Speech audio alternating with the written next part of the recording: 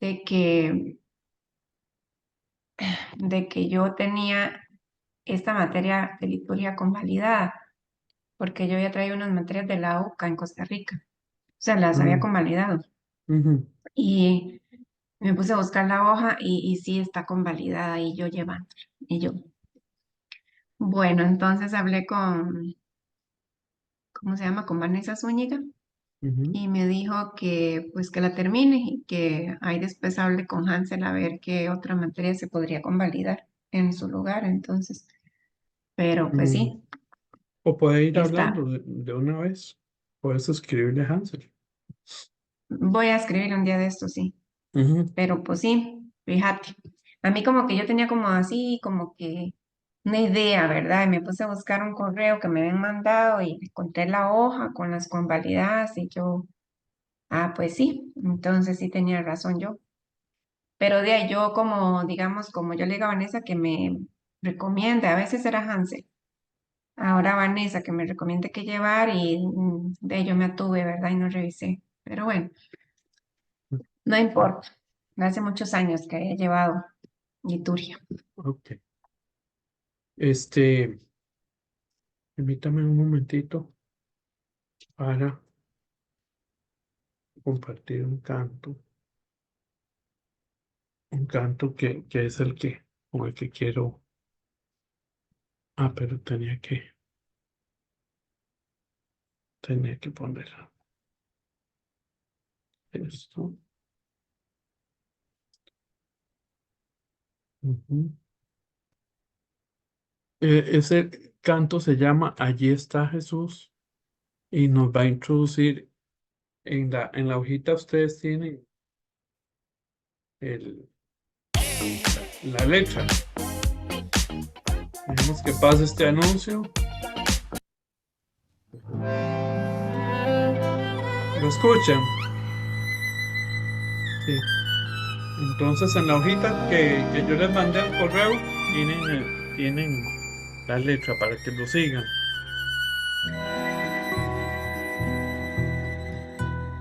Allí está Jesús, allí está Jesús hablando, en el monte, en la campiña, cerca del mar, junto al templo. Si hablando no le creyeron, sus hechos lo lograrían.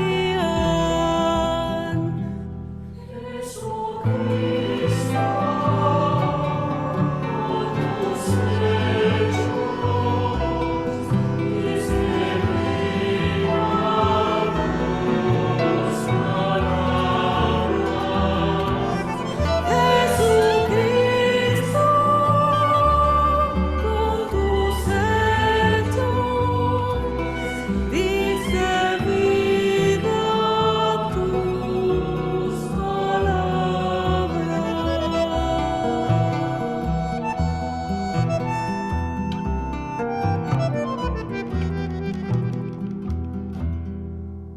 Allá va Jesús, allá va Jesús andando, junto a él por el camino, hombres, mujeres y niños, si viviendo lo negaron, lo aceptarían muriendo. Jesucristo,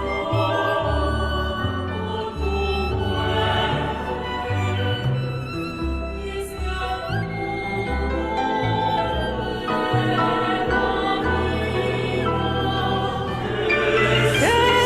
Jesucristo, con tu muerte, diste al mundo nueva vida.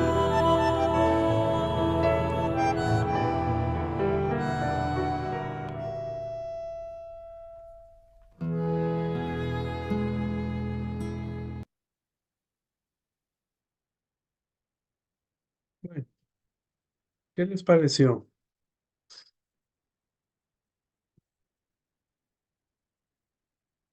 mientras lo fueron escuchando.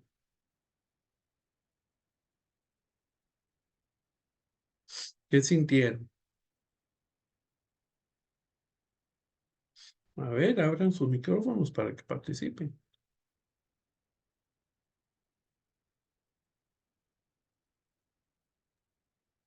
Pues muy, muy bonito el canto, musicalmente, Ujú, solemne, me gustan ujú, así bastante. Y como que se siente como esos cultos primitivos que leíamos en la lectura de los cristianos en el primer siglo, ujú, porque es un canto cristocéntrico, pero no cristocéntrico moderno como ahora, que más se habla de te adoramos Jesús o te amo Jesús, pero no conlleva una teología de la vida y resurrección y muerte de Jesús. Entonces este canto sí representa eso y representa el mensaje que Jesús vino a dar eh, al mundo en cuanto a implementar los valores del reino de Dios y ujú, su misión y su mensaje, eso está representado en el canto. ujú. Muy bien. Eli. Pero fue, yo de una vez viendo la letra me acordé que cuando hice lo del la tarea, algo así había puesto, ¿verdad? Bueno, la crítica de Jesús al culto, ¿verdad? De su época y pues que se encerraban en el templo, ¿no? Em, y él en cambio pues salía y pues, por ahí Ujú, ponía más o menos como que irremediablemente él saliendo, yéndose a encontrar con la gente, pues iba a encontrar con la realidad de cada quien, ¿no? Por eso pues andaba sanando, andaba encontrándose con el necesitado, precisamente porque no se quedaba esperando en el templo estático, sino que él salía al encuentro de la gente. Y ujú. el tema más o menos, la letra de la canción, pues más o menos Ajá. tiene como esa idea que desarrolla un poco ahí. Muy bien, ¿verdad? Allá va Jesús andando por el monte, por la campiña, cerca del mar, junto al río. Pues que Ujú, precisamente ahora hay un lenguaje bien común dentro de la iglesia mía, que se llama iglesia en salida, ¿verdad? Y es ujú, precisamente eso, ¿verdad? Es ir al encuentro y es ir en busca y no necesariamente solo es salir a predicar, que por predicar siempre se ha hecho, ¿no? Las misiones y hay congregaciones que se dedican, son misioneros, se dedican precisamente a eso, pero no solo eso, salir a la predicación, sino salir al encuentro ujú, del que lo necesita, ¿no? Del enfermo, del que no tiene que comer, del que no tiene el recibo, no tiene para pagar el recibo, ese tipo de cosas ya más concretas, ¿no? Pues sigue siendo importante, obviamente, la extensión de la palabra, la predicación, y lo seguirá haciendo por siempre, pero es más por ese otro lado. La iglesia en salida es ese tipo de encuentro que se ujú. está queriendo, bueno, siempre se supone que ha sido así, pero ahora se está hablando más para poder como llegarle a la persona, al punto que es, ¿verdad? Muy bien. Pedro Daniel, saludos y también a Germán. Saludos, ¿Quién más profesor. quiere mencionar algo del canto? Yo, profesor, también, independientemente de la letra, tiene instrumentos que me sonaban tipo tango, algo así, ¿no? Ajá, es una milonga Sí, argentina. sí, algo así argentino, algo muy propio de ahí, que se puede decir es apropiado de este himno o de este cántico, y lo ha hecho a su estilo, a la característica de esa región, ¿no? Sí, sí. Ok. Ahora, como es corto el canto, vamos a oírlo de nuevo, pero ustedes ahora, y sobre todo para que los que no habían llegado lo oigan, ustedes ahora se van a imaginar lo que dice el canto en sus mentes. Van a tratar de ver a ese Jesús por ahí, ¿verdad? Saliendo al encuentro de, ajá. Entonces, déjeme.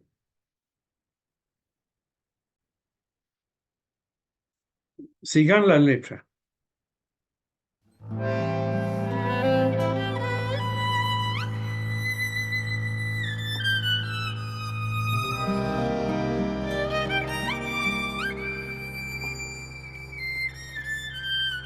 Si gustan, cierran los ojos y se imaginan.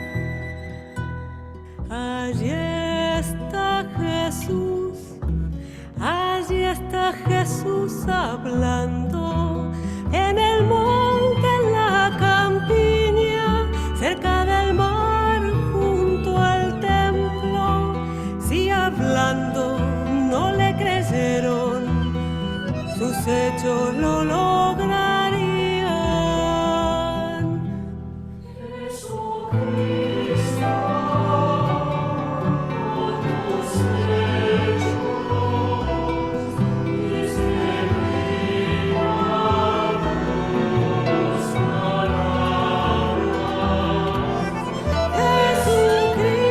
Jesucristo, con tus hechos, dice vida tus palabras.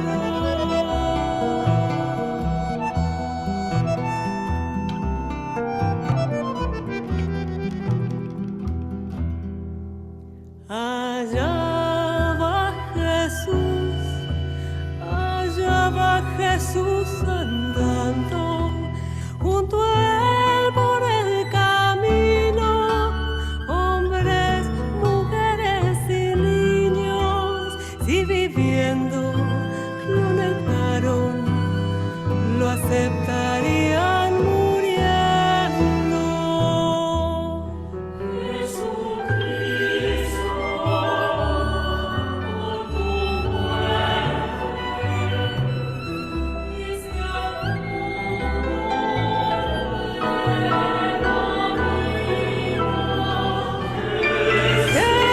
Jesucristo, con tu muerte, diste al mundo nueva vida.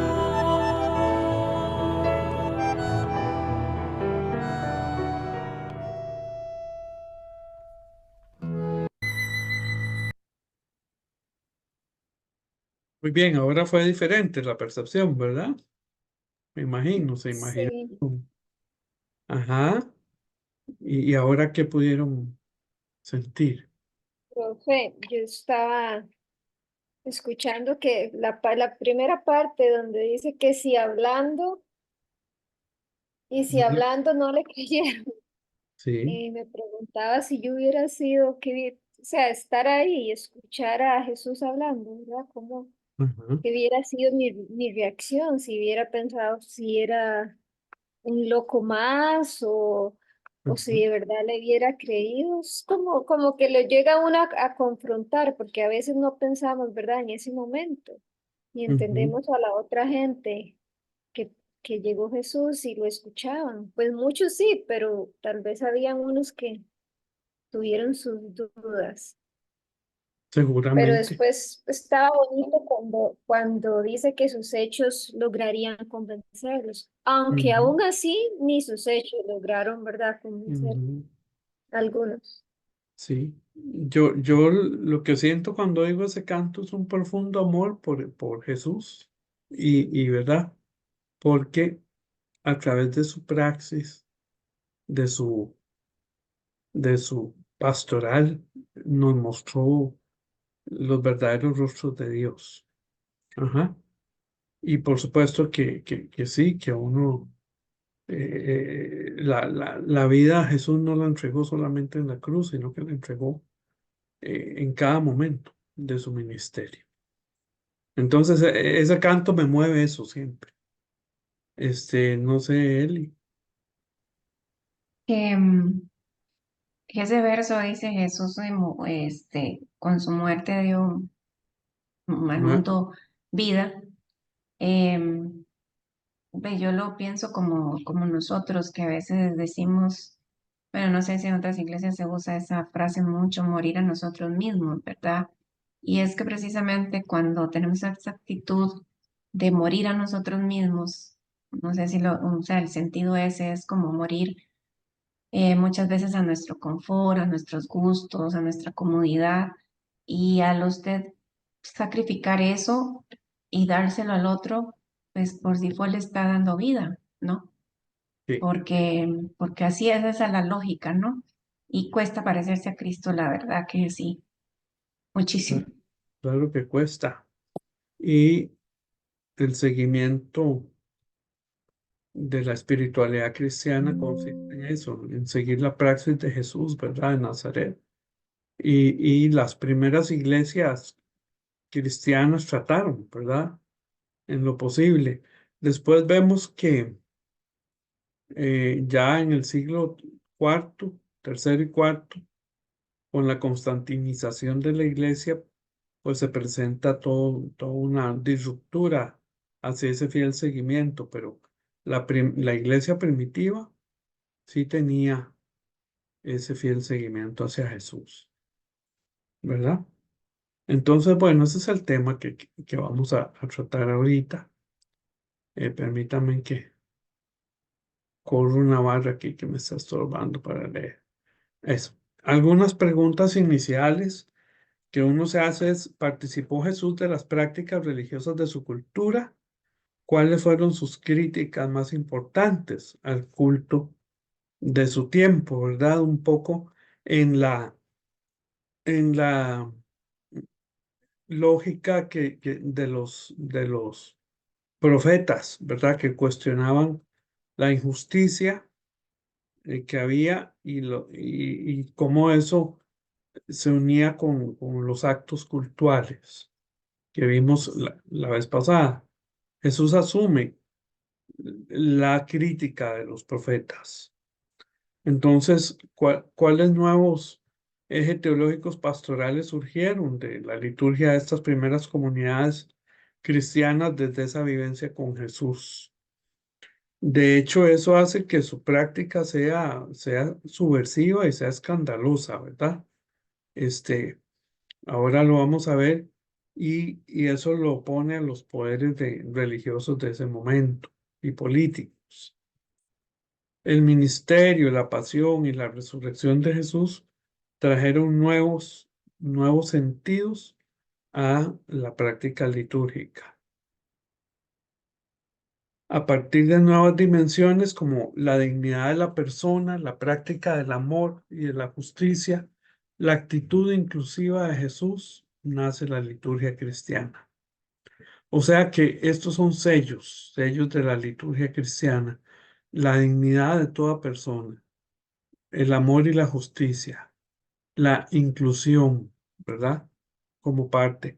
Ahora, después se descontinuó probablemente muchas de estas cosas y siempre estamos llamados los cristianos a volver la mirada, a poner los ojos en Jesús, como dice un canto, pon tus ojos en Cristo, porque eh, en ese Jesús histórico y en ese Jesús también glorioso que ofreció al mundo vida nueva, como decía el canto que estábamos escuchando. Entonces, el seguimiento fiel a Jesús de Nazaret, lo más fiel posible, es el fundamento de la espiritualidad cristiana. Por supuesto que somos seres humanos y que erramos y nos equivocamos y todo, pero Dios siempre nos perdona. El seguimiento, la imagen a la cual Jesús sobre Dios nos vino a dar, es la imagen de un Dios de amor, de gracia, de justicia y de gracia. Entonces, esos nuevos rostros sobre Dios nos permiten nuevas formas de relacionarnos con Dios y con los y las demás. Asumir la experiencia con Jesús de Nazaret y la cercanía del reino de Dios que Él hizo presente. O sea, esos valores del reino de Dios están presentes en todo este seguimiento a Jesús de Nazaret, que se nos presenta como un joven. Jesús era muy joven, de 30 a 33 años, ¿verdad? En su ministerio. Es un Jesús cercano con la persona pobre, ¿sí?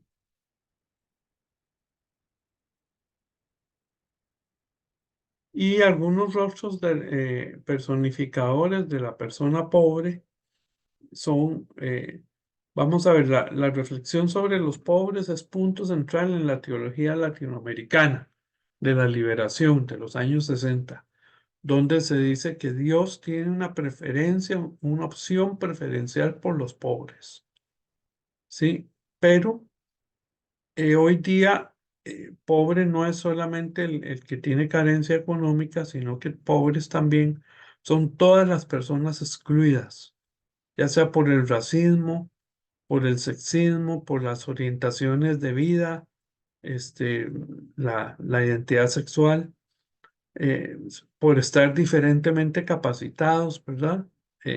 Ahí me refiero a las personas con discapacidad y entre muchos otros, o personas que tienen enfermedades crónicas, dolorosas o hasta terminales, ¿verdad? Uno de los rostros personificadores del pobre lo constituye la fisonomía singular de la persona con enfermedad. En tiempo de Jesús había demasiada enfermedad y no había ciencia. Jesús nos revela la cercanía amorosa de Dios para con todas las personas, lo cual tiene matices preventivos y hasta sanativos y curadores, ¿verdad?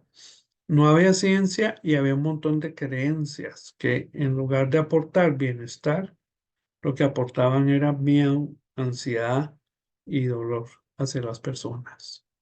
Entonces se dice que había una violencia contra las personas enfermas. Vamos a tomar hoy como un rostro personificador del pobre al enfermo, la persona enferma en tiempo de Jesús. Había violencia contra esa persona.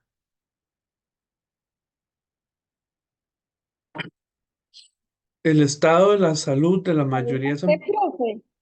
¿ah? Perdón. ¿Había Ujú. qué violencia? Violencia Ok.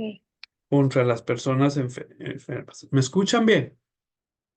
Sí, sí, fue que no entendí. Yo sí Sí, entendí, pero no estaba segura si dijo violencia. Es que suena sí, raro. claro. No, no es raro. Vas a ver. En el estado de salud de la mayoría de las empobrecidas en Palestina era deplorable, ¿verdad? La enfermedad en tiempos de Jesús lo constituía la mala alimentación, el difícil clima, la falta de higiene, todo eso contribuía. Cualquier parecido con la realidad actual no es mera coincidencia en muchas regiones de nuestros países o de nuestro mundo. Enfermedades intestinales, fiebres, enfermedades de la vista, entre muchas otras. Pero la que más dolor causaba y señalamiento era la que en aquellos momentos se llamaba lepra, que podía ser cualquier cosa en la piel, porque no había ciencia. Sobre la lepra pesaba una gravísima reglamentación legal, ¿verdad? Farisaica. Contra las personas con lepra se ejercía violencia.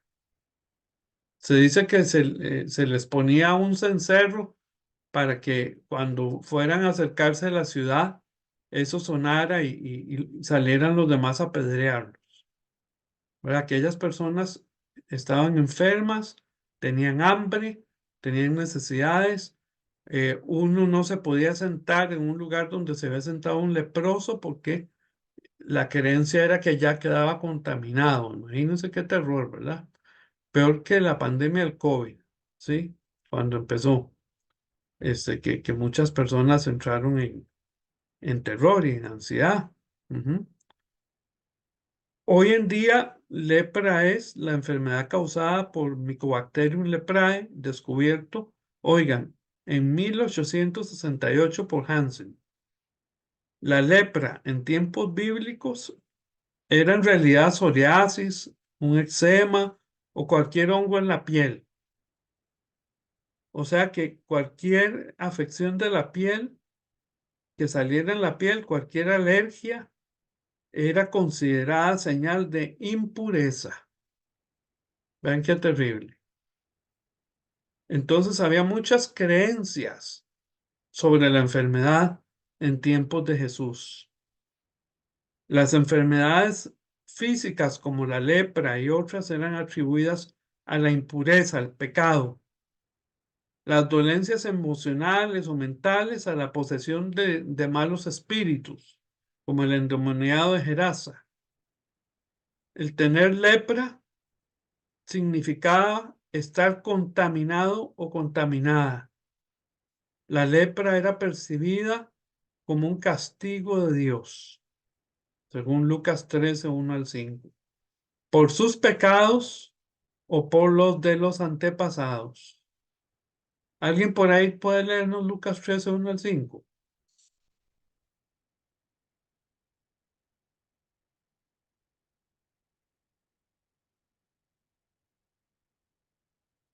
A ver, ¿quién me hace el favor?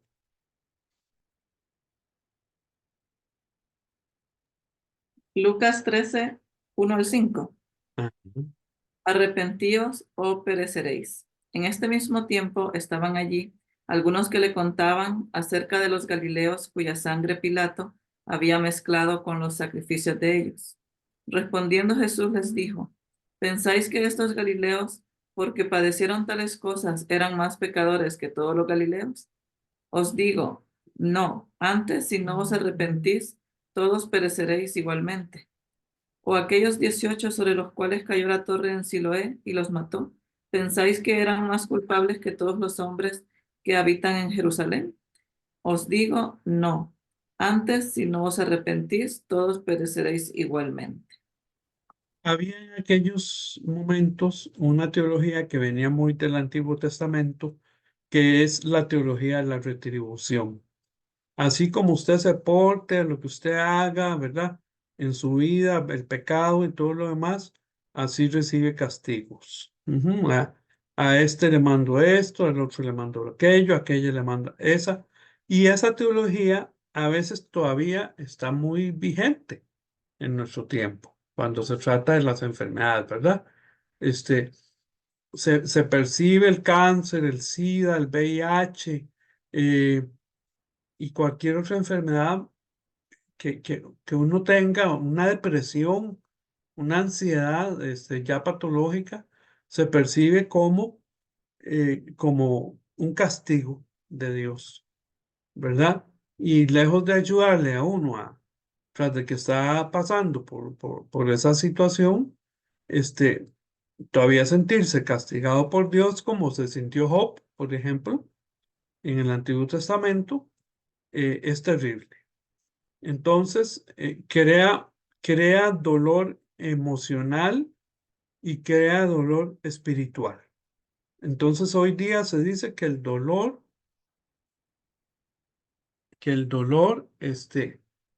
no solamente es físico, sino que el dolor es bio, psico, socio, espiritual. Es decir, cuando tenemos una enfermedad, tenemos un dolor biológico a veces, tenemos un dolor psicológico muchas veces, un dolor social, porque dependiendo, por ejemplo, de las personas con VIH, la sociedad los ha tratado muy duro, este, y hasta espiritual, porque entonces lo que nos dicen es que son castigo de Dios, ¿verdad? O como muchas veces en muchas iglesias se pensaba que la epilepsia era un castigo, un castigo de Dios también. Entonces, empezaban a hacerle un exorcismo al que caía en una convulsión epiléptica. En fin, muchas creencias de este tiempo todavía están vigentes, no crean que no, ¿verdad? Pero son erróneas. Y entonces Jesús lo que está es rompiendo con esa teología de la retribución. O sea, a estos les cayó la torre no porque eran más malos que ustedes, sino fue un incidente, un accidente. Todos necesitamos andar por los valores del reino de Dios, es lo que está diciendo. El ambiente de contradicciones sociales, violencia y pobreza en el que Jesús desarrolló su ministerio generó un incremento de la enfermedad física y emocional. Este era el mundo de los pisoteados, de los de los perseguidos y de los cautivos. A ver lo que dice Mateo 5, 1 al 2. Cuando vio a las multitudes, Jesús subió a la ladera de una montaña y se sentó. Sus discípulos se le acercaron y tomando la palabra, comenzaba a enseñarles. Eran multitudes las que se reunían en torno a Jesús. Era un mundo de personas pisoteadas, perseguidas, cautivas. Vamos a ver qué nos dice Lucas, ese texto 4:18. Si alguien me hace el favor. Si alguien quiere interrumpir para hacer algún comentario o pregunta, no, nada más levanta la manita.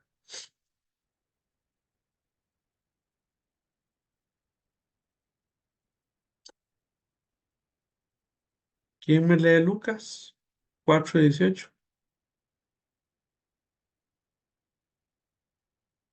Yo lo voy a buscar aquí.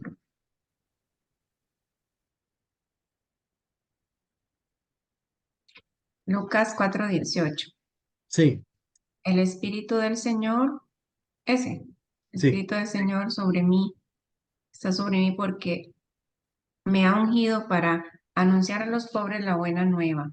Me ha enviado a proclamar la liberación a los cautivos y la vista a los ciegos, para dar libertad a los oprimidos. La famosa misión de Jesús, ¿verdad? Cuando él se levanta en la sinagoga y lee ese texto, el Espíritu de Dios está sobre mí y esa es la gran comisión de Jesús, la misión, perdón, porque me ha enviado ¿a qué? ¿A qué dice él? Me ha enviado a proclamar la liberación a los cautivos y la vista a los ciegos, para dar libertad a los oprimidos. Ujú. Y había mucha ceguera, no solo física, sino también espiritual allí. Entonces, hoy día se les llamaría a estos pisoteados oprimidos, los marginados, los desheredados de la tierra, la gente que no cuenta para nada. En Colombia se les llamaban los desechables, ¿sí? Constituían la abrumadora mayoría de la población de Palestina en aquellos momentos y eran aquellas grandes muchedumbres o multitudes de los evangelios. Por eso no nos extraña el milagro de los panes y de los peces, ¿verdad? Donde el chico con los peces y los panes y cómo se multiplican, el milagro de la solidaridad, ¿verdad? Allí era una abrumadora población y siempre en los evangelios vamos a leer que las muchedumbres seguían a Jesús. O sea, eran personas muy necesitadas de escuchar otra palabra, palabras de vida. Era gente sin defensas. Solo podían resistir en ese mundo los fuertes, los aprovechados y algunos otros muy capaces de aguantar con dignidad el sufrimiento. Los demás se hallaban sin defensas.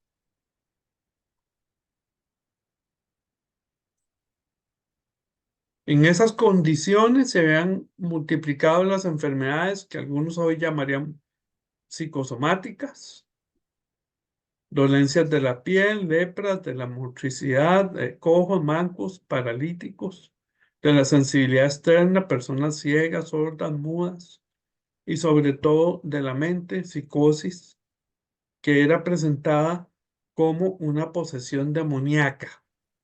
Tras de eso, ¿verdad?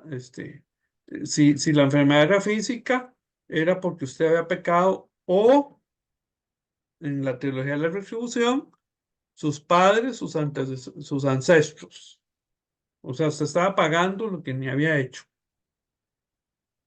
Gracias a Dios, en Lucas 9, cuando Jesús sana al muchacho ciego, rompe con esa teología de la retribución, cuando dice, ni ni sus padres, ni nadie más ha pecado. Esto se da para que se dé la manifestación de la gloria de Dios, ¿verdad? Que le devolvió la vista a ese chico. Ujú. Era un mundo de locura generalizada.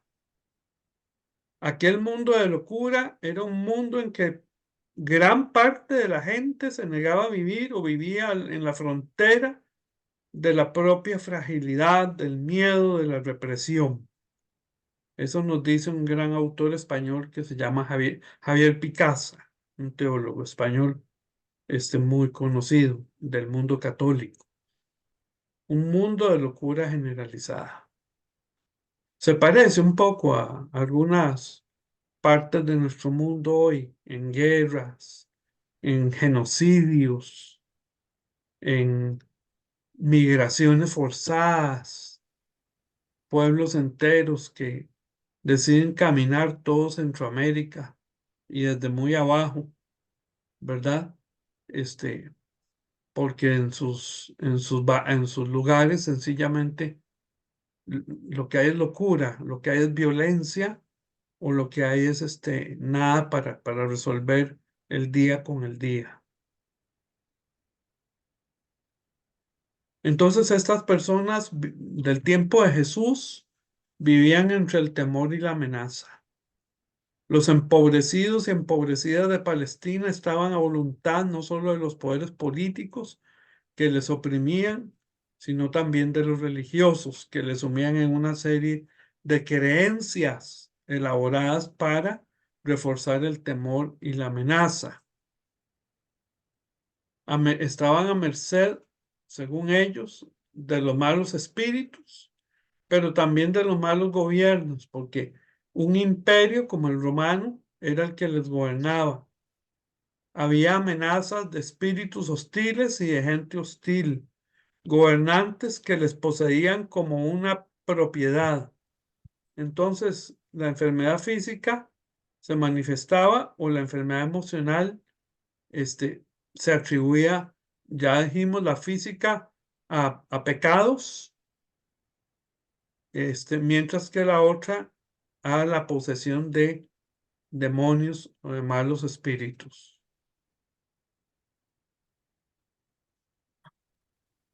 Enfermedad y retribución negativa. En tiempo de Jesús se consideraba que la enfermedad, el dolor y el sufrimiento eran castigos divinos. Tenían una imagen de un Dios tremendo, terrible, castigador. Bueno, esa es la imagen con la que el cristianismo vino a nuestro continente también, ¿verdad? A convertir a las culturas indígenas, ¿sí? Ante un Dios castigador y colonialista también. Entonces, aquí las imágenes sobre el Dios castigador eran por el pecado propio o de los antepasados o de las antepasadas. Había un pensamiento muy mecanicista. Se imputaba de un modo mecánico el pecado en la relación pecado, culpa, castigo, enfermedad. Es decir, alguien peca, siente una enorme culpa, merece un castigo y el castigo es la enfermedad. Gracias al Señor, Jesús rompe con ese pensamiento mecanicista. Había una interpretación obsesiva de las escrituras por parte de los fariseos, una creencia en la contaminación espiritual. La ley se transformó en una pesada carga difícil de llevar. Vamos a ver Mateo 23, 1, 2 y 13. A ver, téngase una biblicita por ahí para que me ayuden.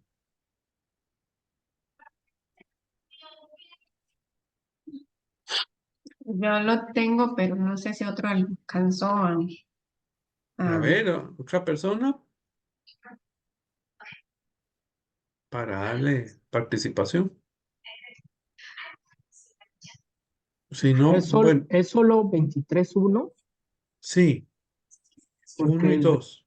el 20, ok, 1 y 2. Entonces dice, Después Jesús les dijo a la gente y a sus seguidores: los maestros de la ley y los fariseos tienen autoridad de explicar la ley de Moisés. Y el 13. Ah, Y el y el 13. 13. Y el 13 dice: pobres de ustedes, maestros de la ley y fariseos, hipócritas, ustedes le cierran la puerta del reino de Dios a la gente. Ni entran ustedes ni dejan entrar a los que tratan de hacerlo. ¿Qué versión estás leyendo, mi La estimado? PDT, ¿Qué es lo que PDT, es? Pídete que es sí, palabra de Dios para todos. palabra para todo, palabra de Dios para todos. Ajá, qué bonita esa versión. Ustedes, fariseos, que ponen carga sobre mi pueblo que ni ustedes pueden llevar, ¿verdad? Léame otra vez el 13. Claro, a ver. Acá Germán, está. Sí, sí, sí, aquí lo estoy ya. Dice: pobre de ustedes, maestros de la ley y fariseos, hipócritas. Ustedes le cierran las puertas del reino de Dios a la gente. Ni entran ustedes ni dejan entrar a los que tratan de hacerlo. ¿y cómo lo hacen? Poniéndole cargas, ¿verdad? De que cumplan esta ley obsesivamente. Eh, a Jesús eso no le interesa, como a Dios no le interesaban los rituales y, ¿verdad? En Isaías 1, a Jesús no es que respeta las tradiciones de judías, pero es el Señor del sábado. A él no le importa si tiene que sanar a alguien en sábado, lo sana, ¿verdad? Y aquellos no, aquellos son absolutamente, todo ese sábado está ritualizado, ¿sí? Entonces, y no se puede trabajar, no se puede hacer nada.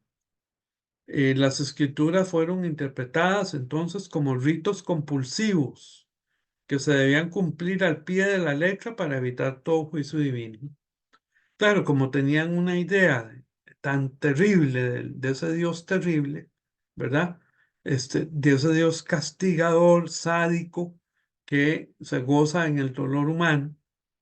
Entonces, por supuesto, entonces tienen que, no pueden, digamos, eh, tienen que tener un montón de rituales para el sábado donde no, nada puede de alguna forma llamar a la ira de esa divinidad terrible.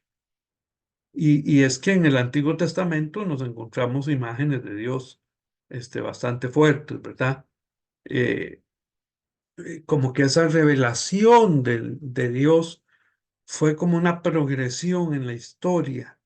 El Dios del Antiguo Testamento, el del pacto, luego el Dios del que da, como ya lo vimos, conforma un pueblo, pero también están esas imágenes de ese Dios terrible, castigador y guerrero, ¿verdad?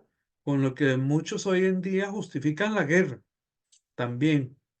Y entonces viene el Dios de los profetas que llama a justicia y finalmente Dios, seguramente cansado de que no lo comprendiéramos, envía a su propio Hijo a mostrarnos el verdadero rostro de Dios, que es un Dios de amor, de gracia, de misericordia.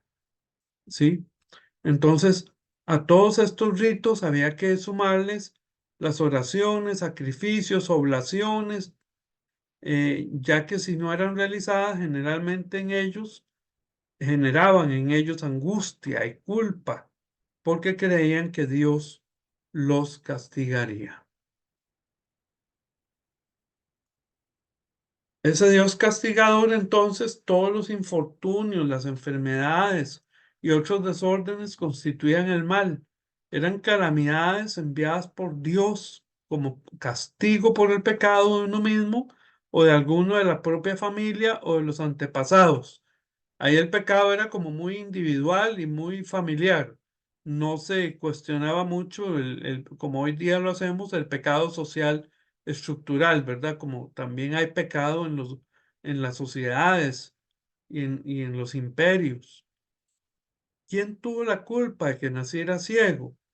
¿Él o sus padres? Juan 9:2. Veamos también Lucas 13 del 2 al 4. A ver alguna otra persona que me lea la Biblia. Tengo Juan 9:2. Ujú, Y le preguntaron sus discípulos, Rabí, ¿quién pecó, él o sus padres, para que haya nacido ciego? ujú. Y Veamos. léete el que sigue, a ver. Porque Am, esa era la pregunta de ellos, ¿verdad? ¿Quién pecó? ajá. Y ¿Alguien? Jesús respondió, ni él pecó ni sus padres, es para que se manifiesten en él las obras de Dios. Ujú. Y después los fariseos le hacen un interrogatorio obsesivo al joven, ¿verdad? ¿Se acuerdan? Lean ese texto cuando tengan tiempo en la versión traducción al lenguaje actual. Para mí es preciosísima, porque le dicen, lo empiezan a cuestionar, ¿de verdad usted era ciego? Pero cuéntenos, y quién lo sanó? ¿Y cómo? Y entonces el muchacho se vuelve en esa versión y les dice, ¿pero por qué me preguntan tanto? ¿Qué es que ustedes también quieren seguir a este hombre? Y para ellos esa fue la mayor ofensa, ¿verdad? Entonces, léanlo, no la lean en la Reina Valera porque el lenguaje es diferente. Léanlo en la versión traducción al lenguaje actual. Es una de los textos más bellos que yo he encontrado allí, ¿verdad? Para hablar de la gracia de Jesús con este muchacho. Sí, Lucas 13 del 2 al 4. Lo leo, profe. Sí, claro. Les respondió Jesús, ¿pensáis que esos Galileos eran más pecadores que todos los demás Galileos? ¿Por qué han padecido estas cosas? No os lo aseguro, y si no os convertís, todos pareceráis del mismo modo. O aquellos 18 sobre los que se desplomó la torre de Siloé y los mató, ¿pensáis que eran más culpables que los demás hombres que habitaban en Jerusalén? Ujú. Sigo hasta el 5. No os lo aseguro, y si no os lo aseguro, y si no os convertís, todos pareceráis del mismo modo.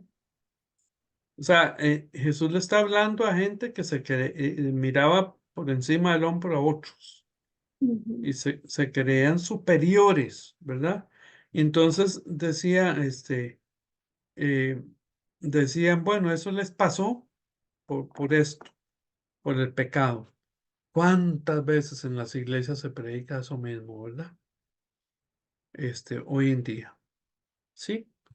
Recuerden cuando salió la pandemia del COVID, que muchas iglesias hablaban del pecado y que por eso Dios mandaba ese gran castigo a la humanidad, ¿verdad? Muchos apocalipticismos baratos salieron en esa época y inclusive y grupos e iglesias llamando a que no había que vacunarse, ¿verdad?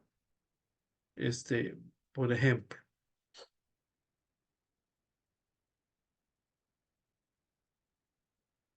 Jesús se muestra libre de ese legalismo. Ese legalismo solo entorpece la vida. No es que la ley no debe existir, no, pero la ley no es para aprisionar al ser humano, es para servirlo. Jesús se muestra libre ante esos legalismos y esa rigurosidad religiosa, revelándonos la imagen de un Dios que no puede ser encasillado en las obsesiones humanas. Si hoy en día tenemos religiones sumamente obsesivas, ¿verdad? Con la interpretación alegórica, textual de la Biblia, como si la Biblia fuera un libro de recetas de cocina que hay que seguirlo, ¿verdad? Con los ingredientes exactos, porque si no la receta le puede quedar estropeadas. Hasta en la cocina uno cambia las cosas y usa su creatividad. Yo no estoy diciendo que hay que cambiar nada, la palabra. La palabra tiene un mensaje, pero el mensaje de la palabra es liberador. El amor de Dios también recorre la Biblia desde el Génesis hasta el Apocalipsis. Un Dios amante, un Dios amoroso, un Dios de gracia y de justicia. Jesús propone entonces una salud integral. Este cuadro que puse en esa lámina, viera cómo me impacta a mí, me gusta mucho ese cuadro que encontré de ese joven abrazando a Jesús. No restituye solamente lo corporal, sino también incide en lo social, en lo emocional y en lo espiritual. Se trata de un soporte integral. Por supuesto que todo esto fue considerado una conducta escandalosa.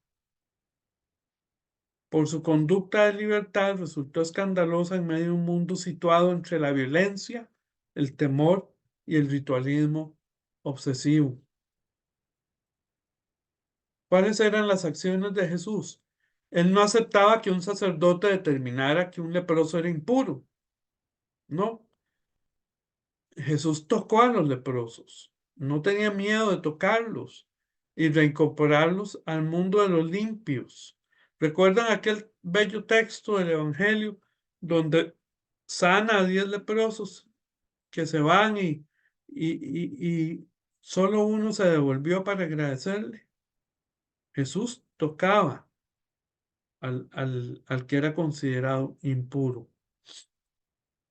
Mucho menos de dejarles saber a los sacerdotes que ellos no tenían el monopolio de la verdad.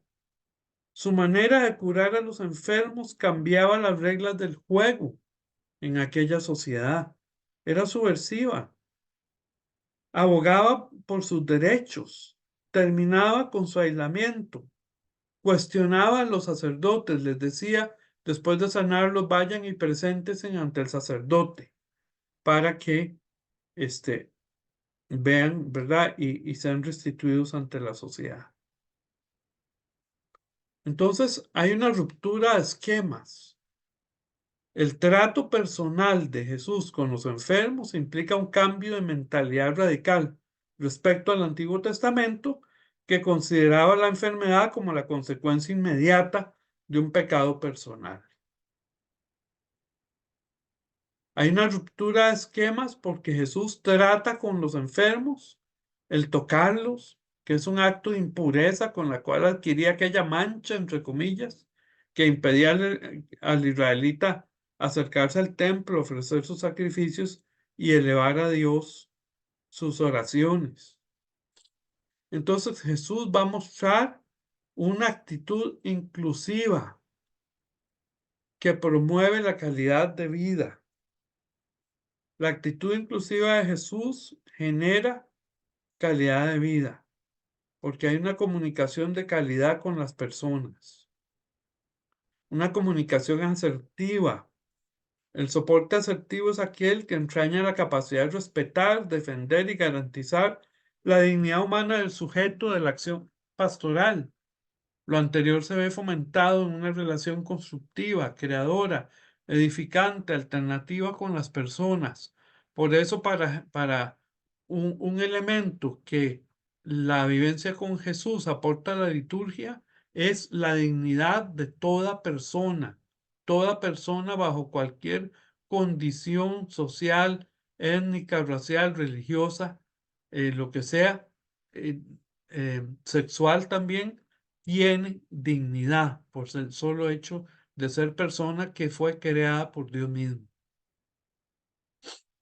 Entonces la misión de Jesús, que ya Eli nos leyó, el Espíritu del Señor está sobre mí por cuanto me ha ungido para dar buenas nuevas a los pobres, me ha enviado a sanar a los quebrantados de corazón, a pregonar libertad a los cautivos y vista a los ciegos, a poner en libertad a los oprimidos. Vean cómo Lucas aquí, que era médico y se dice, y muy afín al dolor humano, describe cómo era la Palestina de esa época. llena de pobres, de quebrantados de corazón, de cautivos, de personas con limitaciones funcionales y de oprimidos. La exclusión entonces siempre va a ser fuente de enfermedad, o sea, el rechazo, la exclusión, mientras que la inclusión va a ser fuente de salud y de bienestar. Aquí quiero que veamos un cuadrito. Vamos a hacer un pequeño receso acá y ahora cuando venimos vemos ese cuadrito juntos. Tómense 5 minutitos para ir al baño, tomar agua, etcétera.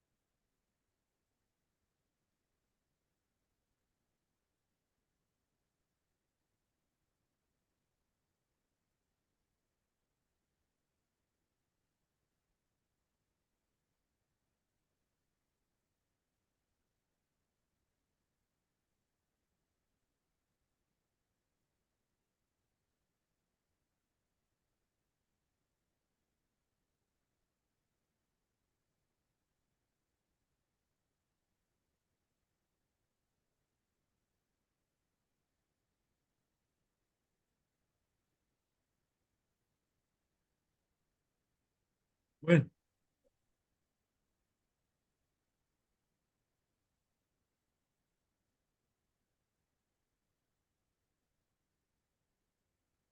continuamos entonces. Estaba tomando la lista. Este, permítame.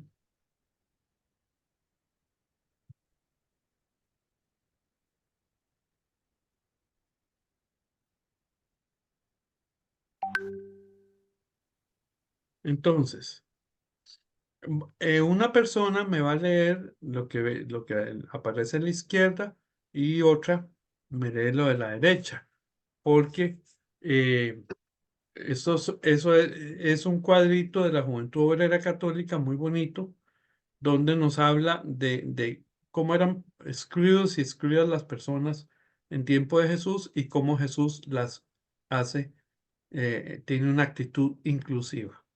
A ver, ¿quién empieza con la izquierda? Las personas que eran excluidas por enfermedad física o mental. ¿Quién Profe, lee? Dele. a la izquierda, Ujú. las personas con lepra, por considerarse impuros, las personas con enfermedades mentales, pues se consideraba que poseían demonios o malos espíritus. Ahí les dejo los textos bíblicos, ¿verdad? Entonces, otra persona que me lea qué hace Jesús frente a eso, a Voy, la derecha. profe. Ajá, Cura a las personas con lepra y libera a otras de su enfermedad mental. ajá, ahí están. Jesús ejerce una labor de curación, de sanidad. Recuerden aquella persona paralítica que los amigos bajaron por un techo. Rompieron el techo de la casa de una señora donde estaba Jesús y, y era tal el amor de esos amigos que bajaron al muchacho por ahí porque no había acceso, ¿verdad? Por tanta gente. Y Jesús no lo cura de inmediato, no lo pone a caminar de inmediato, sino que Jesús le perdona primero sus pecados. Es decir, lo libera de esa atadura que había en esa época, no porque Jesús creyera que él estaba así por pecados, sino porque aquellos sí lo creían. Entonces los fariseos empiezan a murmurar, ¿quién es este para perdonar pecados? Entonces Jesús les dice, ¿crees que el Hijo de Dios no puede perdonar pecados? A ti te digo, al muchacho, levántate, toma tu camilla y vete. Entonces, los milagros que vemos en los evangelios son muy lindos, son muy bellos, ¿verdad? Porque están llenos de la gracia de Dios, liberando, no solo curando, sino también sanando, que hay una diferencia a- a- entre la cura y la sanación, el sanarse del dolor espiritual que le han generado. Vamos a ver. ¿Qué otra razón? Por razones de género. A ver, Pedro Daniel, lea usted a la izquierda y Joaquín a la derecha.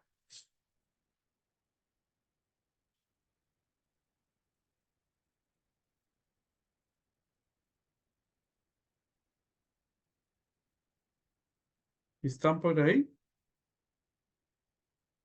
Sí, bueno, yo leo la parte de la exclusión. ¿Me escuchan? Sí. Ahí está. Bueno, exclusión. Las mujeres eran excluidas de la vida social y se les trataba como inferiores. Ellas eran consideradas impuras durante el tiempo de su menstruación y se les exigía un sacrificio en el templo después de dar a luz. Las mujeres no podían ser testigos en los tribunales. Vean todo lo que pasaba en ese tiempo, ¿verdad? Con las mujeres. ¿Sí? Entonces, Sí. ¿está Pedro Daniel? No lo veo por ahí. Bueno, Yo sigo leyendo. o Inclusión. démosle chance a otro. Ah, bueno. A ver, Germán, Joel, Rubén, yo sé que viene de camino, pero los demás, enciéndame la cámara para saber que están ahí. ¿Sí? Ok, Aurora, ¿dan usted? La parte de la exclusión, ¿verdad? O la inclusión. La inclusión. Ya, Sí. ya, Joaquín leyó la exclusión. Inclusión. Se hace acompañar de un grupo de mujeres en el desarrollo de su ministerio. Ujú, Jesús tiene amistad con Marta y con María, ujú. y las mujeres fueron las primeras testigos de su resurrección. Ven, no podían ser testigos en tribunales, pero fueron los primeros testigos de su resurrección, ¿verdad?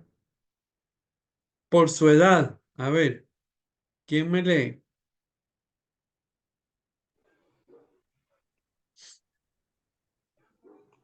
Yo leo. A ver. Los niños y las niñas, aunque eran considerados y consideradas una bendición de Dios, no eran tratados o tratadas como personas, sino como inferiores. Ujú, ujú, Inclusión. Jesús enseña que quien no se hace como un niño no entrará en el reino de los cielos. ujú, ok. Por sus oficios. Exclusión.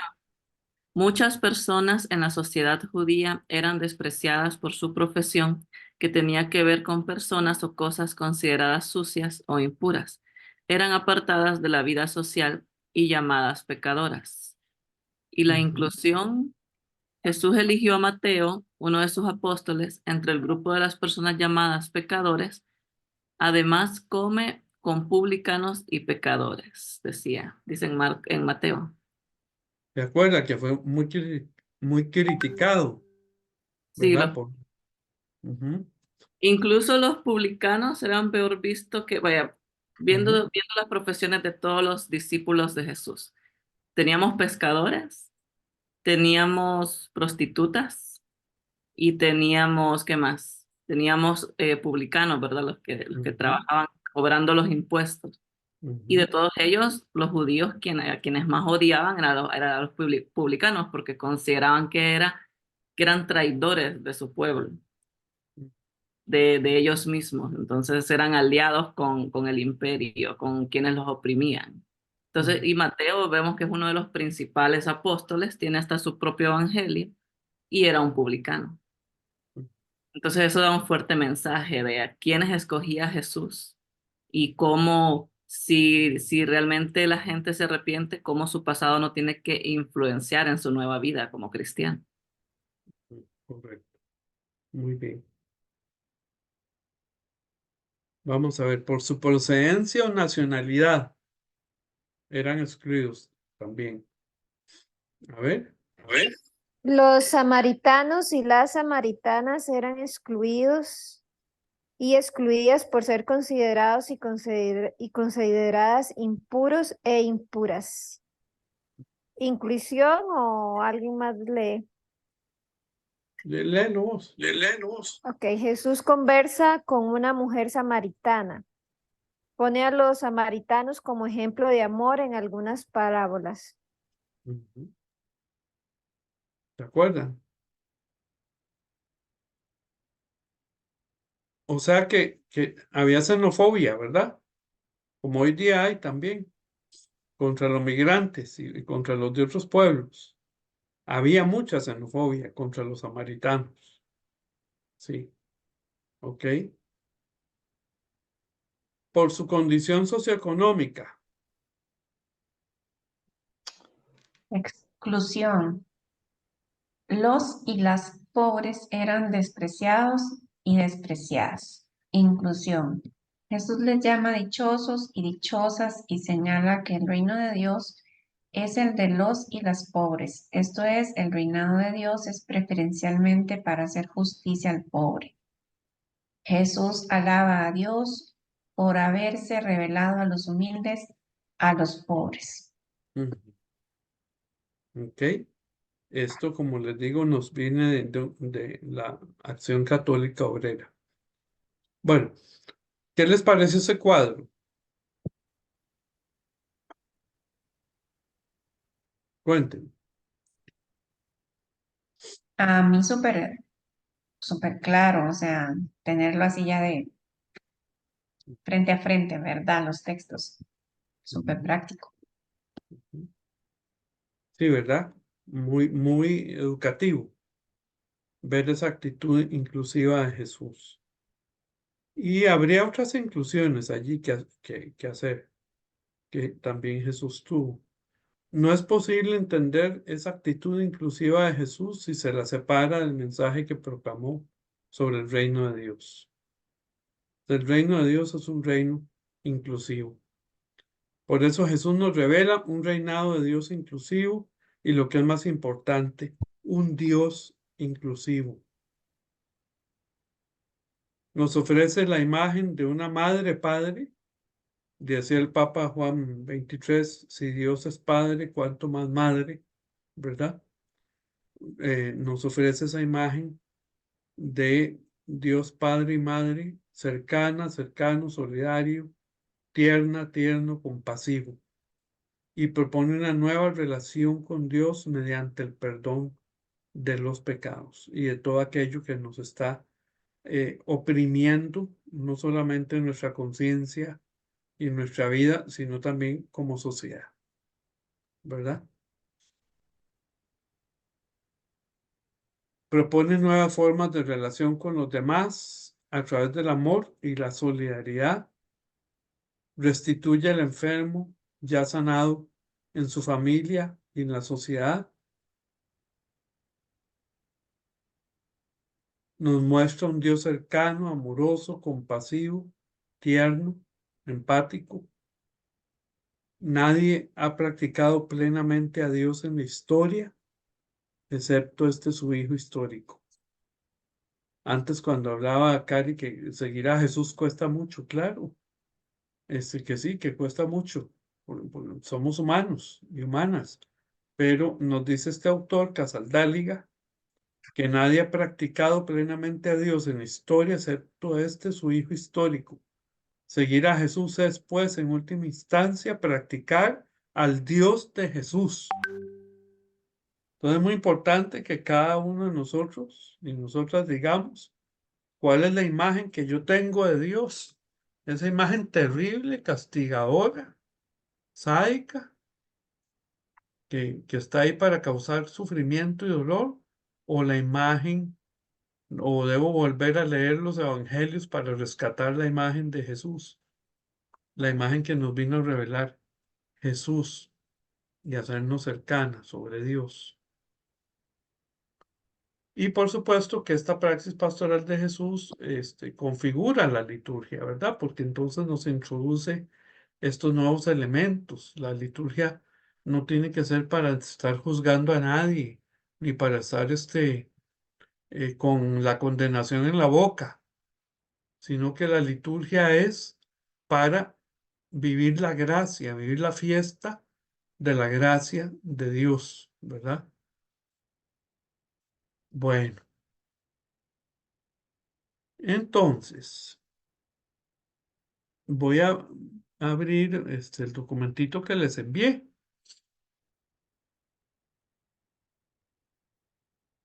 Permítame un momento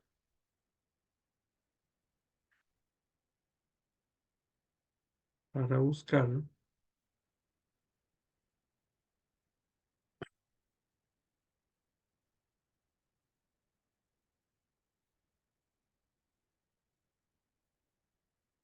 ¿Algún comentario mientras? Profe, es con Sí. respecto a la lectura, Ajá, en la suya especialmente. ajá, Estaba leyendo lo que era la Santa Cena y ujú, noté que decía que era un banquete que era inclusivo, era para todas las personas. Y me llamó la ajá, atención porque actualmente en la otra lectura de Rodríguez explicaba un poco por qué eso se cambió, más o ajá. menos. Y ahora yo lo siento un poco exclusivo porque no se puede, muchas personas están limitadas, no pueden participar de esa celebración. Entonces quería resaltar eso de las lecturas, que me llamó mucho la atención de ver lo que realmente era en la iglesia primitiva, cómo se dio en las primeras comunidades cristianas. Y para mí fue súper lindo leer que era este banquete abierto, esta celebración. Y me gustó mucho ver eso y me da un poco, no sé si todavía lo logro entender el por qué se hizo tan cerrado y ponen tantas limitaciones para esta participación. Por la interpretación obsesiva de las escrituras.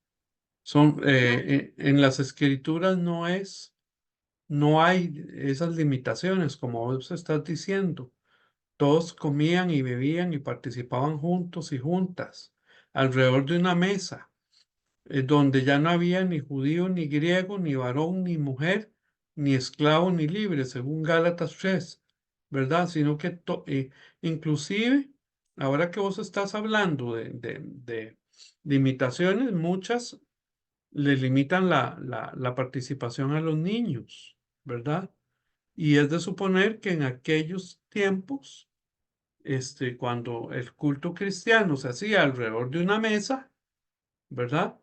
Se tenía el banquete y luego se hacía la Eucaristía y también habían niños presentes. ¿Por qué no iban a estar presentes? Si los niños, usted abre un programa en una iglesia, los primeros que llegan son los niños, ¿verdad? Y las niñas. Entonces, son las interpretaciones posteriores.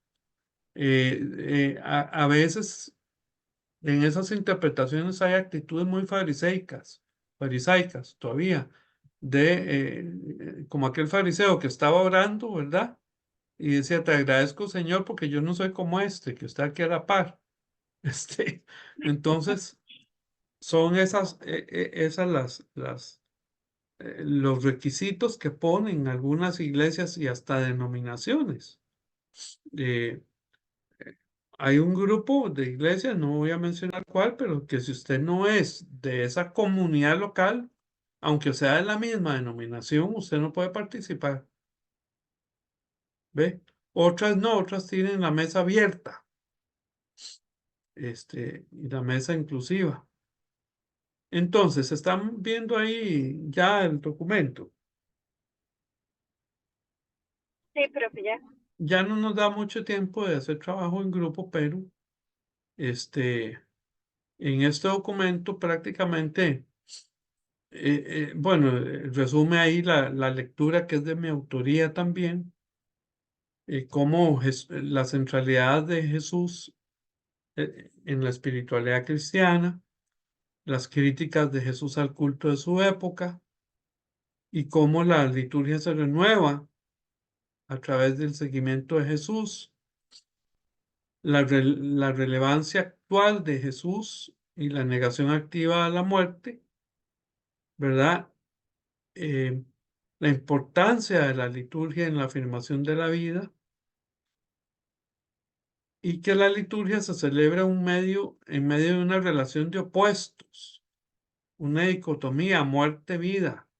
Entonces la liturgia trata de, comienza la liturgia y todos traemos aquellas cuestiones de muerte presentes en nuestras vidas. Y en medio de la liturgia, de la fiesta litúrgica y de todo lo que se hace allí, la espiritualidad, salimos renovados, dispuestos a luchar por la vida. ¿Sí? Y ahí más o menos lo que se define por muerte aquí, en la no vida también, la vida. Y todas las acciones de Jesús que fueron a favor de la vida y de la dignidad humana. Y por supuesto, la resurrección como fundamento de la esperanza. Y aquí yo quiero decir que esto es un asunto de fe. O se cree o no se cree, pero es un asunto, y se respeta, pero es un asunto de fe. Los cristianos creemos en la resurrección de Jesús como fuente de esperanza, como paso de la muerte a la vida, de la Pascua de Jesús, que es pasar de algo de muerte a vida. Entonces, nuestra fe es una fe que se fundamenta en la afirmación de la vida a través de la resurrección de Jesús.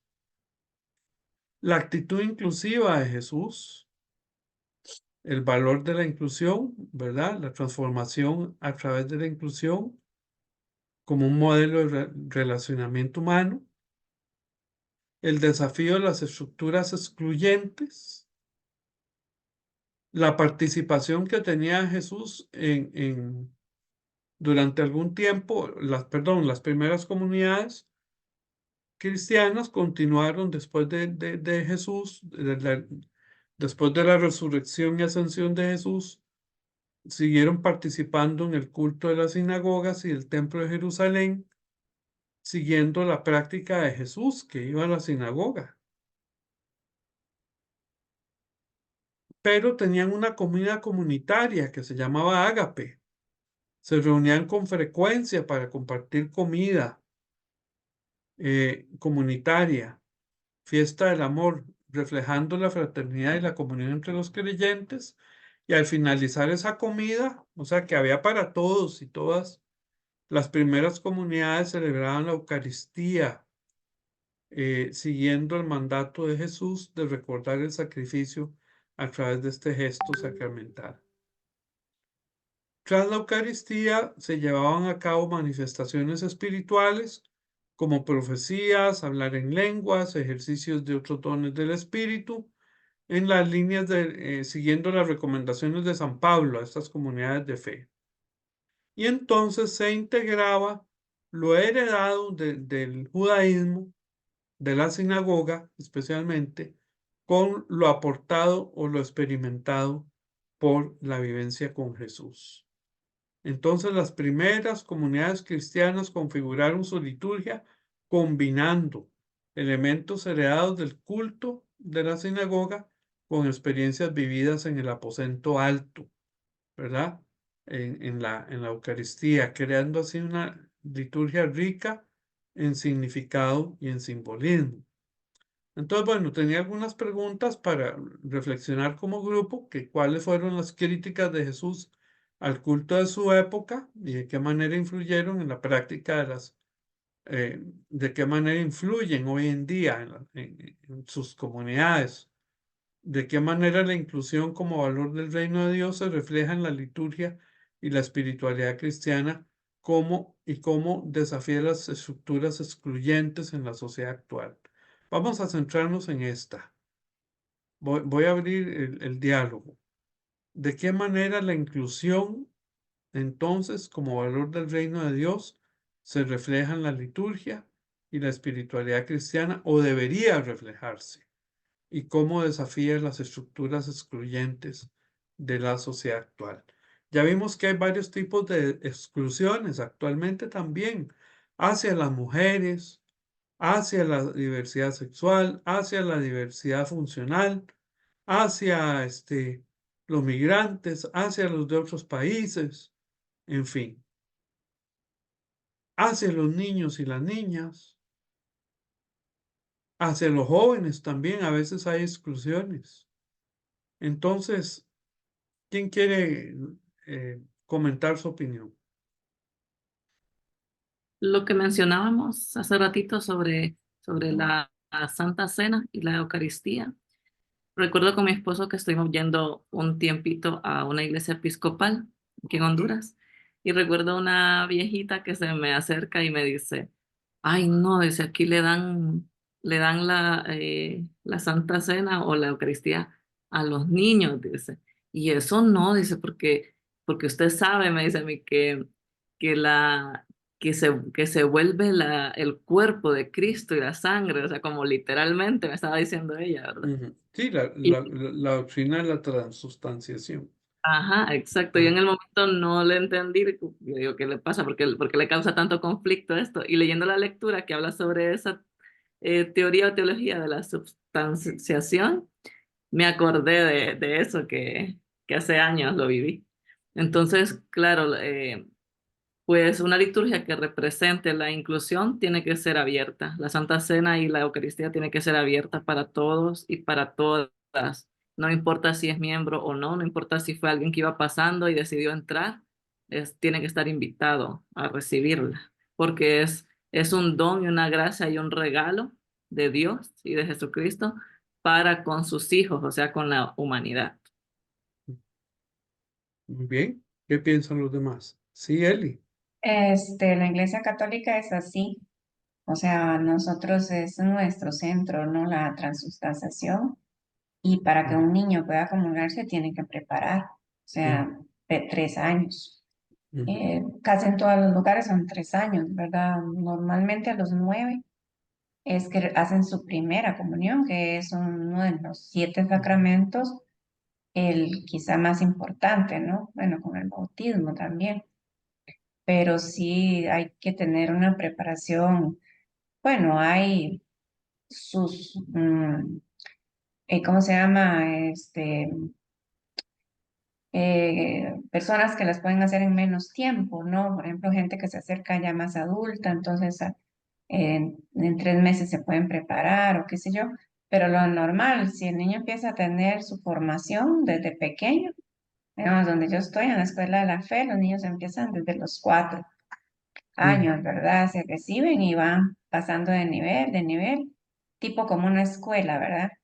ujú. Primaria. Un Y a catecumenado. los 9 años hacen su primera comunión. Bueno, en esta parroquia a los 11 más bien, por esa Ujú, adquisición de la conciencia y de la formación, porque en la Iglesia Católica hay que se cree estrictamente en la transubstanciación, o sea que Cristo está presente ahí. ujú, Entonces, ujú. el Sí, trato que se le da a la Eucaristía, di que es nuestro centro, ¿no? Entonces es extremadamente cuidadoso porque es Cristo, ¿verdad? Entonces, de ahí no ujú. se puede ir a comulgar a un niño que no sabe ni nada, ¿verdad? Entonces, es que es otro sentido totalmente diferente Sí, sí.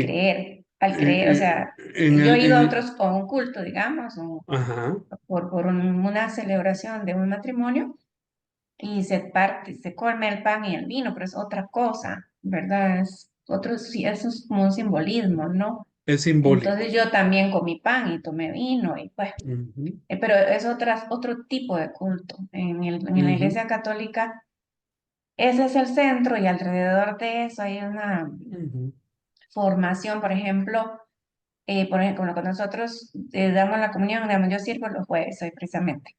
Entonces, para que la persona comulgue se usa la patena, ¿verdad? La patena es un platito con mango que se pone en la boca de cada quien. Bueno, ujú, aquí a la orilla de la boca, por si caen boronas de la Eucaristía, caigan en la patena, ¿verdad? Y eso tiene todo un cuidado para luego limpiarse, para luego, bueno, es una cosa que, bueno, ujú, cuidar hasta la mínima borona que se vaya a caer al piso o lo que ujú, sea, tiene un cuidado muy extremo. Entonces, y alrededor de eso, o sea, por ejemplo, bueno, ahora ya el Papa está abriendo más, pero, por ejemplo, las personas divorciadas y vueltas a casar y todo eso ya se está aperturando.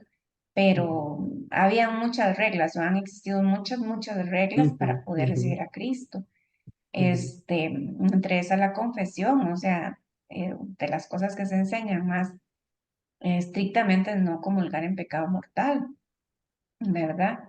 Entonces, la confesión y la comunión también de la mano, y bueno, es un tema enorme alrededor de la Es Eucaristía, un porque pues tema, ese es el centro. es un tema enorme y por supuesto que aquí respetamos todas las posiciones de las iglesias que las han ido construyendo a través de la historia, ¿verdad? A través de la historia. En el mundo protestante es más bien, no se cree, la mayoría no cree en la transustanciación, sino más bien en el simbolismo del Ujú, pan y del vino, ujú, sí, del cuerpo y la sangre de Cristo, pero sí, simbólicamente. ujú, Entonces, sí, muchas gracias por explicarnos, porque sí, yo sé que es muy cuidadoso en la Iglesia Católica, ¿verdad?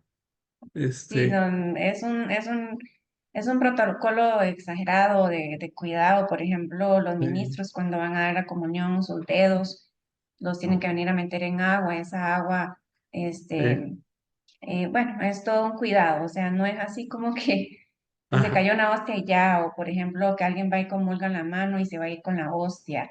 Dios libre eso, ajá. o sea, Dios libre, a eso es un cuidado extremo, ¿verdad? Entonces, bueno, Ujú, de ahí uno sabe que muchas otras denominaciones no creen en eso y ujú. obviamente que uno lo respeta. Y como le digo, Ajá. yo he ido a otros Y por cuestiones también, de celebraciones, ¿verdad? y también De, nosotros respetamos la creencia que hay en tu iglesia.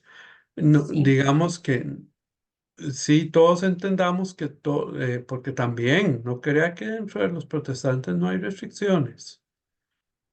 Sí, si uno no es bautizado, si uno no se ha confesado primero con Dios, porque nosotros en el mundo protestante la confesión es directa con Dios, ¿verdad? Ujú, Si no se ha confesado con Dios, si no es de esa misma denominación, si no es de esa misma localidad, hay muchas. ujú. O si lo tienen en disciplina. ¿Verdad? Hay iglesias que ponen a la gente en disciplina. Vean qué forma de exclusión más terrible. Disciplina porque, porque lo juzgaron que hizo algo, que está haciendo algo. Y entonces disciplina es que usted no puede pasar a dirigir ninguna cosa, ni hacerse cargo de ningún programa. Y en 2 años de disciplina ahí sentada en una banca y que nadie le hable. No, eso es lo que le iba a comentar, digamos, en la iglesia se enseña. Alrededor de cada sacramento tiene toda una doctrina y se enseña, pero Sí, eso queda totalmente a conciencia de cada quien.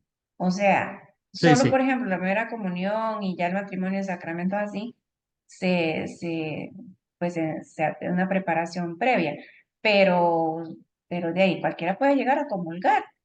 Ajá. En la vida se ha visto ahí, ¿verdad? ¿Cómo es Entonces, entre los valdenses? puede ser que que alguien llegue a los templos y comulguen a saber quién es, o sea, eso Ajá, no se sabe, ajá. es una cuestión de conciencia, ¿verdad? Sí, está bien, Mm, en libertad. ¿Cómo es en la iglesia? Yo sé cómo es en la iglesia mía, en la metodista. Mm, La mesa es libre, es abierta. sí, Y en la por, iglesia valdense también. ajá, Mm, ok. la iglesia valdense es una invitación, Ujú, ¿no? ujú, Quiere ser parte, es. Pero más allá de eso, también hay prácticas que llevan a que la gente tampoco se acerque, ¿no? Porque uno puede decir, esto está abierto para todos, pero si no se sale y se invita, es muy difícil que esté abierto, es muy difícil que la gente se entere que está abierto, ¿no? ok. Este, la iglesia valdense tiene prácticas que tienen que ver con prácticas discriminatorias, que tienen que ver sobre todo con esta cuestión de ser una iglesia, digámosle, de inmigración, que, bueno, es un trasplante o un pedazo de Italia que emigró al Río de la Plata Mm, y se trató de mantener la comunidad con digámosle, es raro decir pureza, pero digámosle la pureza de las raíces. Entonces es muy difícil encontrar miembros o integrantes de la iglesia que sean personas que no tengan raíces italianas, digámosle. ujú. Sí, Entonces, en son ese las sentido, llamadas iglesias de trasplante, ahí va. Este, que vinieron por persecución o de va. Y la Europa. iglesia valdense es un ejemplo de eso. Mm, Entonces, bueno, sí, la Santa Cena está abierta para todos los que la puedan tomar, todos los que la quieran tomar, pero s- casi siempre son los mismos los que lo hacen. ujú. No es una iglesia que sea muy abierta, que digamos. O sea, en discurso sí está abierta, pero en la práctica. Y claro, discursivamente preciosa. O sea, tiene todo. Lucha por el feminismo, lucha por los derechos sociales, pero en la práctica concreta, no, muchas veces no, Bueno, esa es la lamentablemente. coherencia en el seguimiento a Jesús, esa es la coherencia que todos estamos llamados a. a buscar, ¿verdad? Y Ah, por supuesto que en todas nuestras iglesias hay incoherencias, porque la iglesia no es una comunidad divina, la iglesia es una comunidad no, no, humana, no. es una Claro, comunidad claro que sí. humana que responde al llamado de Dios. Ahora, eh, estaba contándoles en la iglesia metodista siempre, y Aurora que es metodista también sabe, siempre los pastores o las pastoras que ofician Mm, dicen, bueno, porque eso sí, tiene que ser una persona ordenada. Dicen, claro, ahí está. dicen, Mm, la mesa no es de la iglesia, la mesa es del Señor. Por lo tanto, mm, está abierta para todo el que quiera participar. Ujú. mm. Sí, Aurora. Bueno, si no hay más nadie que quiera aportar al tema de la Eucaristía y de la Cena del Señor, entonces quería comentar otra cosa. Bueno, ¿alguien Eh, más que quiera si, aportar? si van a seguir con el mismo tema, mejor sigamos el mismo hilo. A ver. Yo creo que no.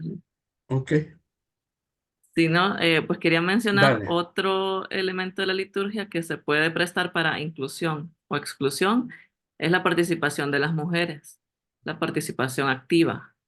Em, recuerdo una señora que en la iglesia hizo una pregunta una vez, que si ella podía dirigir, o cuando le tocaba dirigir el culto, si ella tenía su periodo, si lo podía hacer o no, o no era Ujú. correcto. Entonces miramos ahí que pues muchas lecturas bíblicas se pueden prestar para malinterpretación y en las iglesias neopentecostales por su flaqueza en el tema teológico caen en este error, caen en este error porque agarran lecturas del Antiguo Testamento y como que han descubierto algo que Dios les ha llamado para que lo pongan en práctica y porque se está haciendo mal. Porque Ujú. aquí dice en el Antiguo Testamento, en tal parte, Ujú. esos legalismos. Entonces, y Sí, eso viene por esa carencia teológica que se encuentra en muchas iglesias. claro, claro, porque agarran la Biblia literalmente, ¿verdad? Hay muchos textos de la Biblia que no se pueden tomar literalmente. Todos hay que interpretarlos entre su contexto y tender puentes con nuestro contexto, ¿verdad? Si usted no tiende puentes hermenéuticos, termina afirmando cosas ¿verdad? Que nada que ver, ¿sí? La Biblia es palabra de Dios en el tiempo y en la historia porque se gesta en un contexto histórico y habla a cada contexto histórico también. Bueno, sí, definitivamente yo he visto de todo. He visto iglesias donde, recuerdo que hace mucho me invitaron en Guatemala a una iglesia donde las mujeres no podían subir al altar. Este, y podían dirigir, pero tenían que hacerlo desde abajo, ¿sí? Eh, entonces, no podían jamás predicar, por supuesto. Ese es otro tema, el de la mujer en la iglesia, cómo ha sido, ¿verdad? Injustamente marginada. Otras Profe, iglesias, ajá, perdón.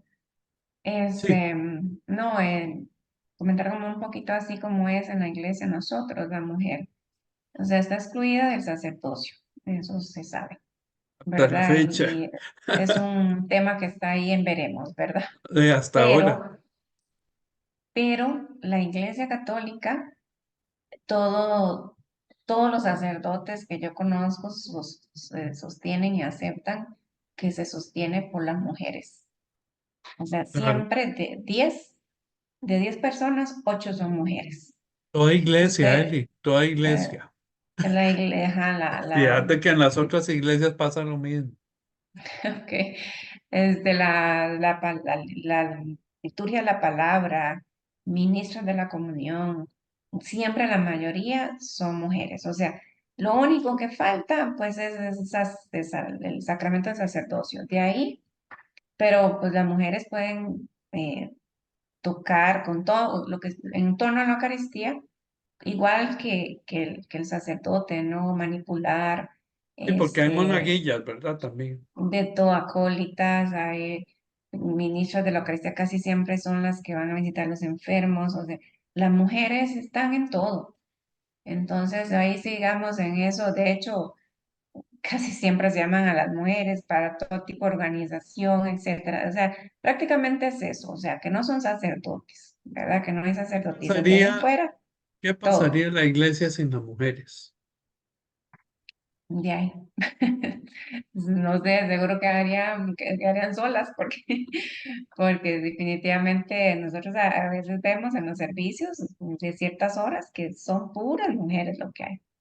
Ujú. Entonces, bueno, en la iglesia católica sí, yo creo que prevalece la mujer en solo eso, ¿verdad? Que no nos dejan acceder al sacerdocio, pero eso también veremos, ¿verdad? También.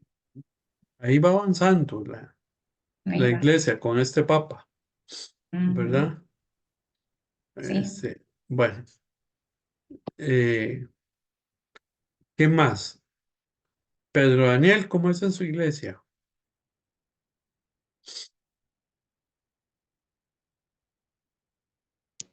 Mi iglesia, con respecto a la Santa Cena o ¿Y a las mujeres? a las mujeres, nosotros tenemos una pastora, Mm. es la pastora Mariana Córdoba Estrada. Mariana, estudiante nuestra, fue. Ajá. Ujú, Ella estaba, ¿no? En este proceso de la iglesia, ella está dirigiendo, eh, está de líder, ¿no? Como cabeza. ujú, Ah, y después también en el ministerio, por ejemplo, de alabanza, que es la música, ujú, también hay mujeres participan, también en la dirección, mujeres también se les pone, ¿no? A las diáconas.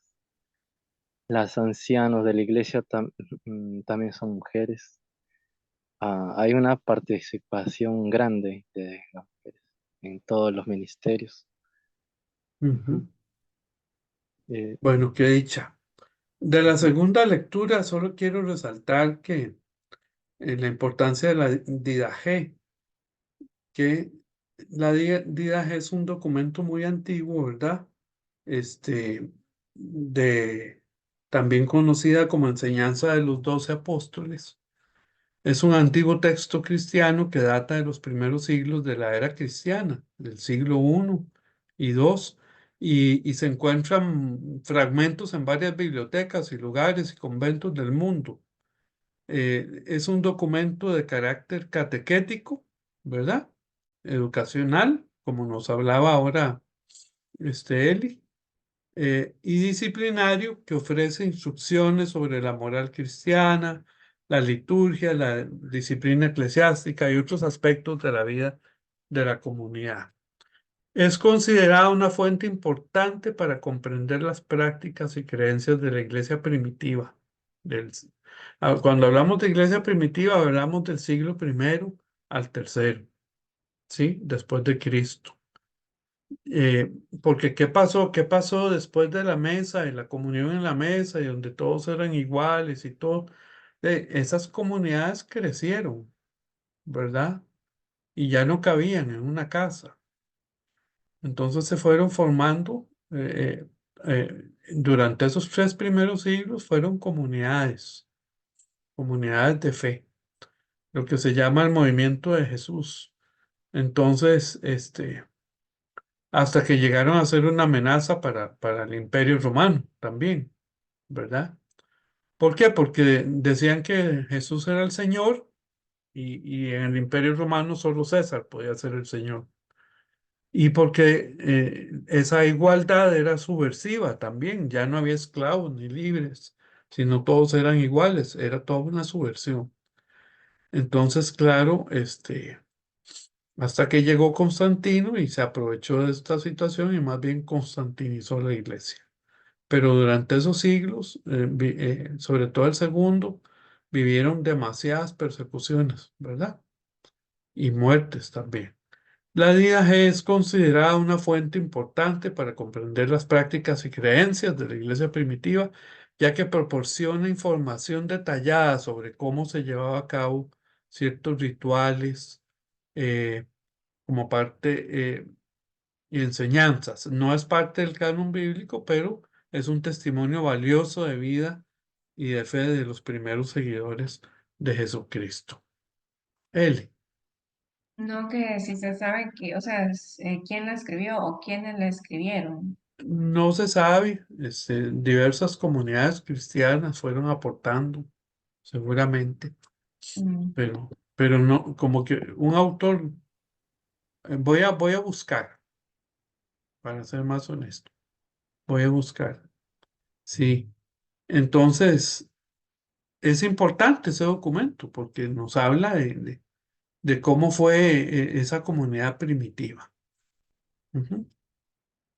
Bueno, ¿alguna otra inquietud? Es que es bien difícil, perdón, profesor, es que es bien Ajá, difícil creer con quién escribió tal cosa en esos siglos, porque no era muy importante quién lo escribía, como ahora, ¿verdad? Que si uno escribe un libro, uno quiere que salga su nombre ahí. sí, Pero en aquellos momentos, pues no era así el tipo de literatura o escritura que se daba, porque hasta los evangelios, hasta después les pusieron el nombre de tal apóstol para que tenga más autoridad, pero en sus inicios lo escribieron o varias personas seguramente y ajá. o unidades y era, no, o sea, no tenía nombre y apellido de tal. Aquí estoy viendo que hice una búsqueda rápida, ¿verdad? Y estoy viendo que es una obra anónima de mediados del siglo segundo, considerada hoy como la primera homilía cristiana. O sea, era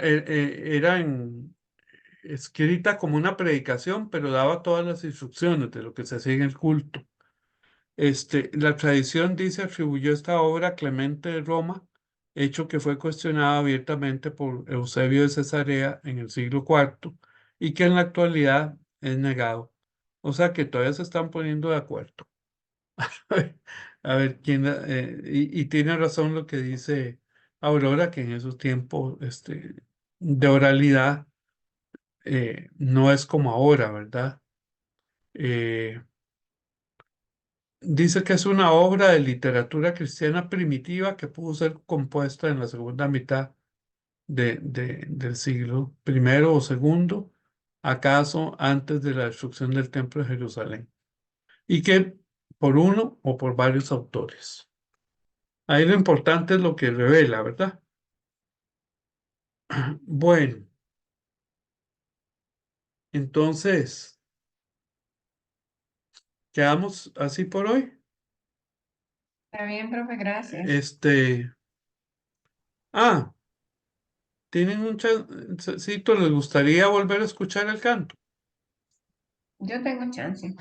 Sí, Nada más está para los compañeros que no lo escucharon, el canto con el que empezamos. Ah, bueno, Entonces lo voy a poner y sobre todo Joaquín, que es del Río de la yo Plata. entré tarde. Uno tuvo unos problemas ahí con la computadora, terminé No, entrando no te preocupes, no te por preocupes. el celular. No es un reclamo. Este, No, pero igual queríamos que avisar. ajá, ajá. Déjeme ubicarlo un momentito. Ya lo ubico y se llama. Lo vas a reconocer porque es del Río de la Plata.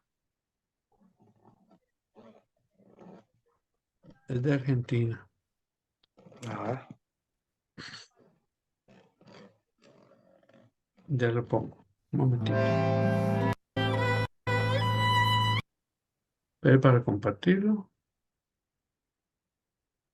Y con ese canto terminamos y volvamos a pensar en lo que hemos hablado hoy día, el escuchar el canto una tercera vez.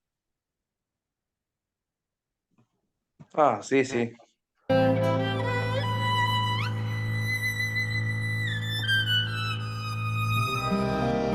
Pensemos en ese Jesús maravilloso, ¿verdad? Que nos revela los evangelios. Allí está Jesús, allí está Jesús. Jesús hablando en el monte, en la campiña, cerca del mar, junto al templo. Si hablando no le creyeron, sus hechos lo lograrían. Jesucristo, tus hechos, diste vida a tus palabras. Jesucristo, con tus hechos, diste vida a tus palabras.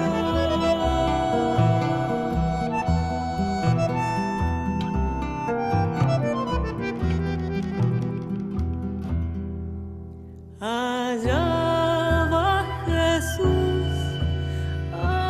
va Jesús andando, junto a él por el camino, hombres, mujeres y niños, si viviendo lo negaron, lo aceptarían muriendo. Jesucristo,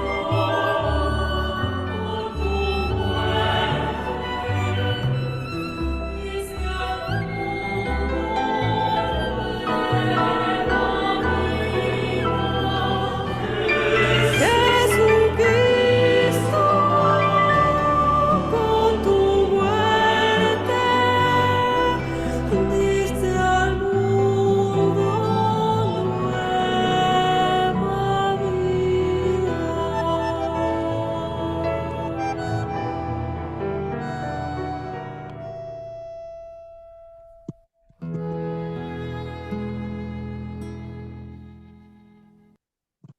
Bueno, bendiciones a todos y todas. Entonces, y que estén muy bien. Bendiciones, profe. Buenas noches, compañeros. Muchas gracias. Buenas noches. Compañeros. Que descansen. Chao, chao.